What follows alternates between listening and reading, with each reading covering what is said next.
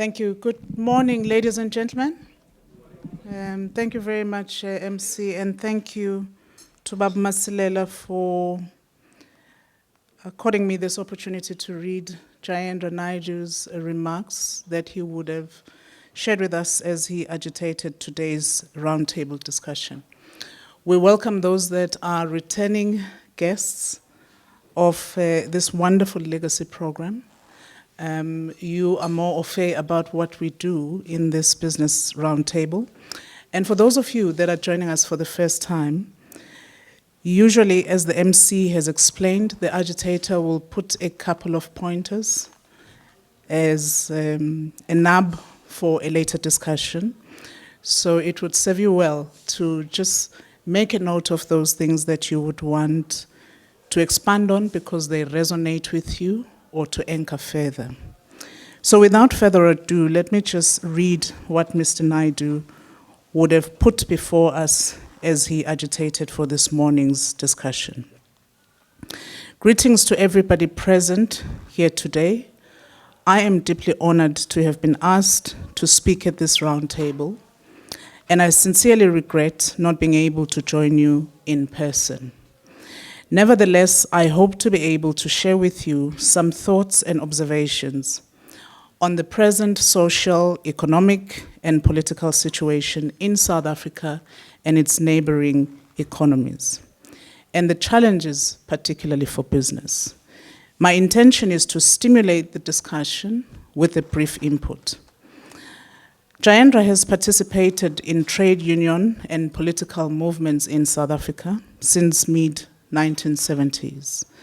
Post-1990, he participated in multi-stakeholder initiatives such as the National Peace Accord and later NEDLEC social dialogue process.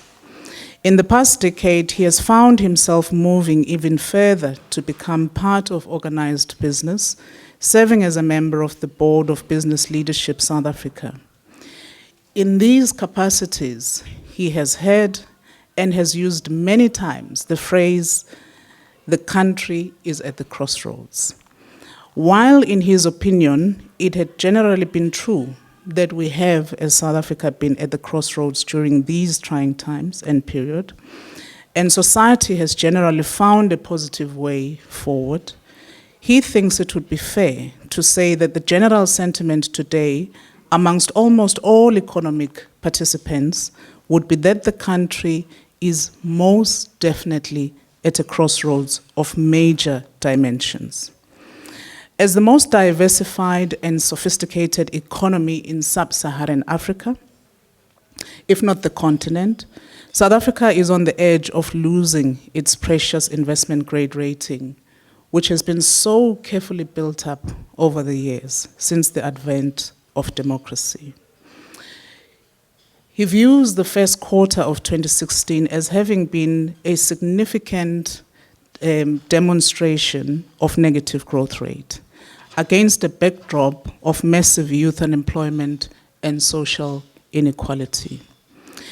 The media, weekly, it broadcasts new major scandal in government or some state-owned company, some new tensions between political allies, some court decision overruling a government decision, some confrontation involving members of parliament, some story of political assassinations, etc., etc.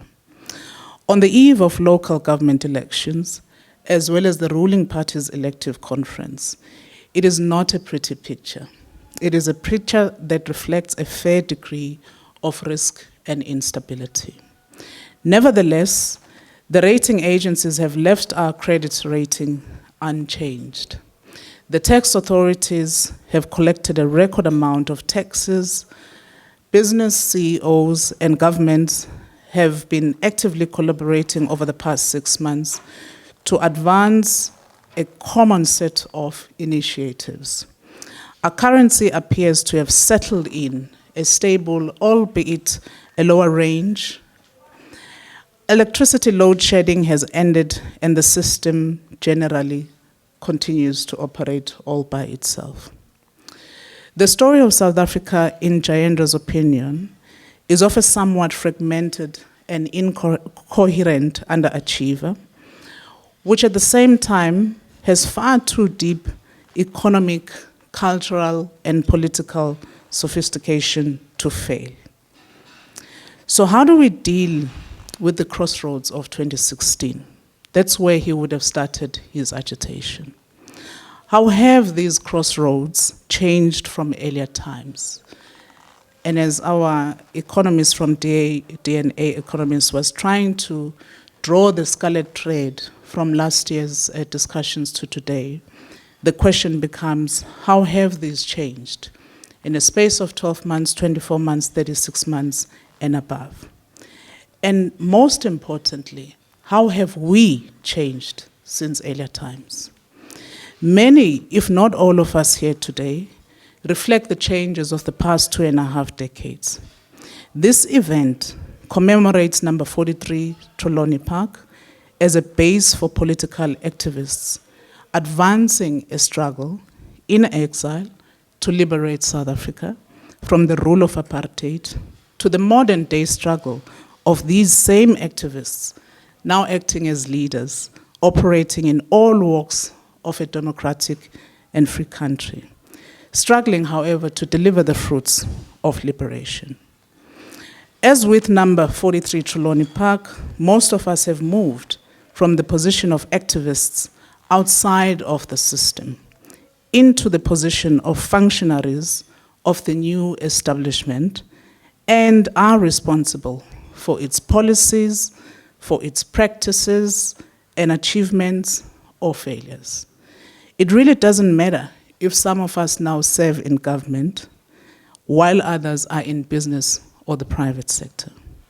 The responsibility to make this society what we have dreamt it would become lies on all of our collective shoulders.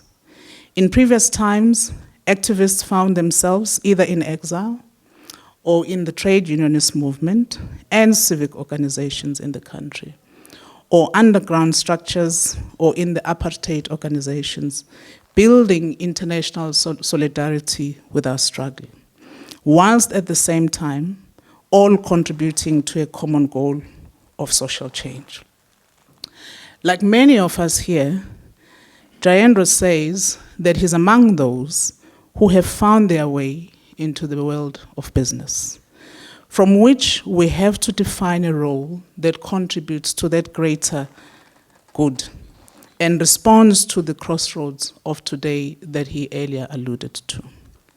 Going into business should not be seen as making an exit from the ongoing struggle to create a better life for all.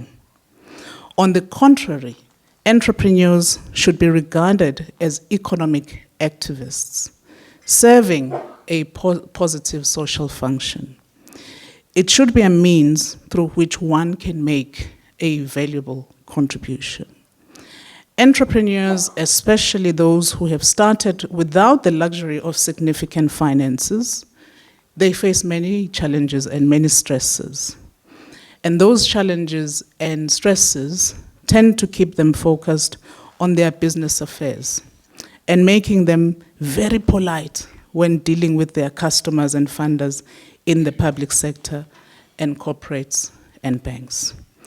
Nevertheless, the first priority of sustainable economic development and transformation must include the role of entrepreneurs in starting and growing enterprises, in creating innovations, in employing workers, in trading with suppliers and customers, in investing in skills and development and productivity, and of course, in collecting and paying those taxes, VAT, pay-as-you-earn, and company taxes. As a former trade unionist, Mr. Naidoo says he will not go so far as to say this is a revolutionary activity, but it is undoubtedly a fundamental social function and the act of building an efficient, competitive, and successful business must be considered a progressive and patriotic role. Economic growth is the result of vibrant enterprises producing quality and affordable goods and services, and doing so productively and competitively. Laws, regulations, policies, enforcement, and so on are all very vital, and they shape the environment. But the main actors in economic growth are enterprises, which some of you and I are in this room. Creating inclusive growth, thereby generating wealth, as well as broadening the distribution of that wealth that is created, requires a positive understanding and a benign relationship between the public service and businesses. We are too often caught up in the paradigm of past hostilities between the notion of white monopoly capital and the developmental state. The recent shift in approach by the state government towards promoting black industrialists and economic leaders, whilst it has the risk of state capture and cronyism, could turn out actually to be quite a positive means to reshape perceptions within the broader community about the positive social role that business enterprises have in contributing into this patriotic constituency. Moving beyond the role of business within the enterprise, the sustainability of social progress is promoted when the mechanisms for exercising checks and balances in society are robust and are capable of wielding power. The South African Constitution has created a powerful set of institutions, including the courts. To this must be added an extra constitutional institution of civil society, which was so important then and continues to be important today. Business Leadership South Africa, which today comprises most of the leading companies on the Johannesburg Stock Exchange, has recently adopted the policy to protect core public institutions and the Constitution. It remains to be seen exactly what emerges from this strategic drift of Business Leadership South Africa. But no doubt, the vast access businesses in general, as well as organized business, have to human resources and finance, can be an invaluable long-term impact on the health of these institutions and public processes, such as the appointment of the new public protector.